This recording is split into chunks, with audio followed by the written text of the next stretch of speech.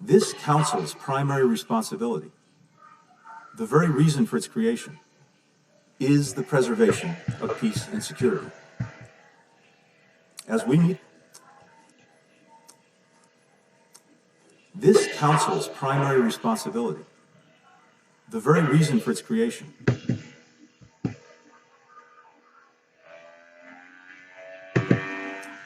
this Council's primary responsibility, the very reason for its creation, is the preservation of peace and security.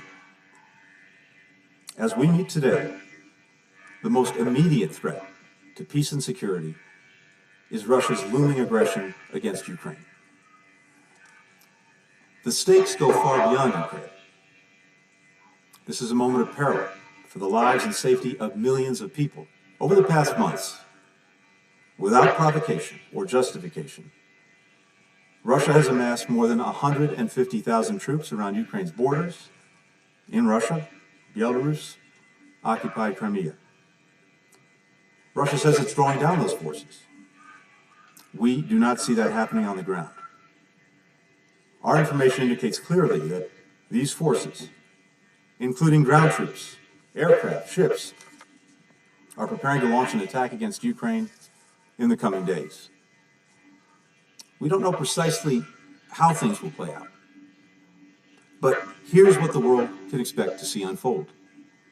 In fact, it's unfolding right now, today, as Russia takes steps down the path to war and reissued the threat of military action. First, Russia plans to manufacture a pretext for its attack. This could be a violent event that Russia will blame on Ukraine, or an outrageous accusation that Russia will level against the Ukrainian government. We don't know exactly the form it will take.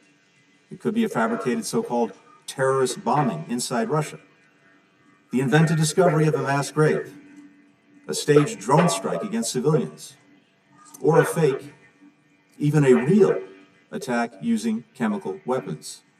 In the past few days, Russian media has already begun to spread some of these false alarms and claims to maximize public outrage, to lay the groundwork for an invented justification for war. Russian missiles and bombs will drop across Ukraine. Communications will be jammed. Cyber attacks will shut down key Ukrainian institutions. After that, Russian tanks and soldiers will advance on key targets that have already been identified and mapped out in detailed plans. We believe these targets include Russia's capital, Ukraine's capital, Kyiv, a city of 2.8 million people. We've been warning the Ukrainian government of all that is coming. And here today, we are laying it out in great detail, with the hope that by sharing what we know with the world, we can influence Russia to abandon the path of war and choose a different path while there's still time.